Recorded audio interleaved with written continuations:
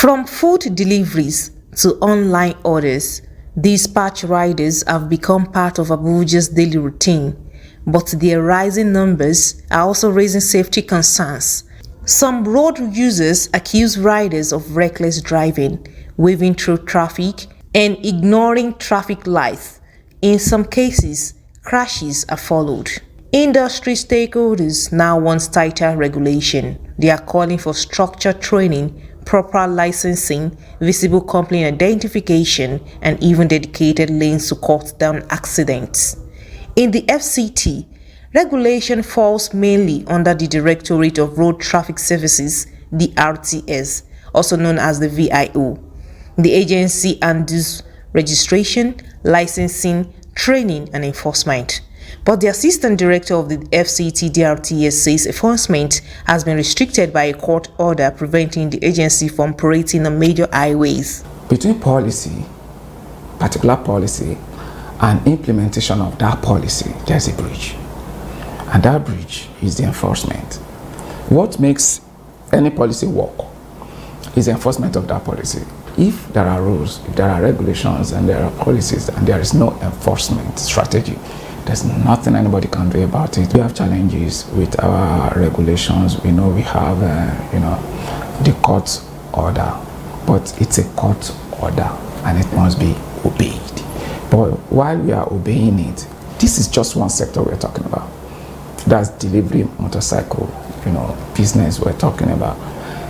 We, especially for me, that I'm supposed to, to oversee that department. It's like every day for me, like what am I doing? As an organization, we're looking at what are we doing, and it's a pain in our heart that things are going wrong and there's nothing we can do about it. And the truth of the matter is, when people do things and they can go away with it, they keep doing it and it keeps increasing. They keep bringing it up in different dimensions. I am telling you that when I travel to the work, I can only do is I'll take picture. Riders who spoke to Trust Television say they play a major role in keeping Abuja's economy moving.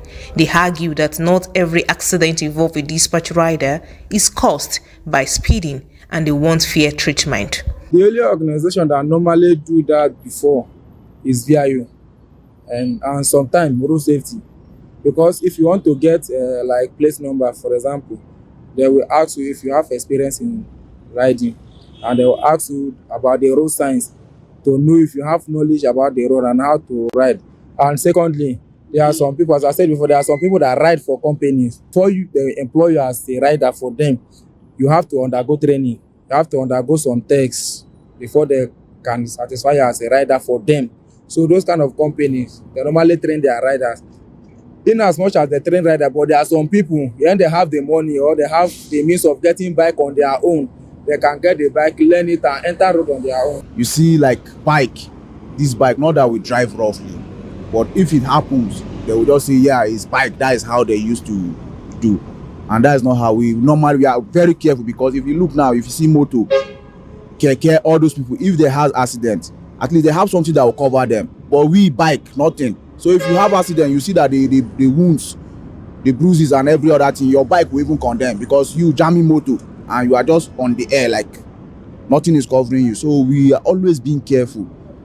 And if you see, if accident occur, nobody comes to our rescue. It's still we riders that will still come and help the person, take him to hospital and do one or two things. The state postal manager for the FCT, Tijani Bala, says agencies still carrying out clampdowns on errant riders to enforce compliance, including proper handling of food and sensitive deliveries. For you to accept item from a customer to deliver, you must comply with the rules of the game, and that's where NIPOs come in. It is also that bike that we are using, that motorcycle that we are using for last mile delivery should also be branded in the color of your company that you have registered.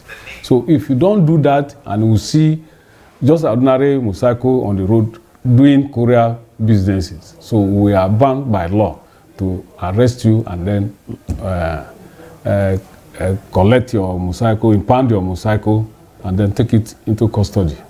Despite the legal and operational challenges, regulators insist the goal is simple: safer roads and proper standards, not money-making. They are now urging stronger collaboration among agencies to bring order to a fast-growing sector that many residents now rely on every day. Habeebat Ajayi, Trust TV News, Abuja.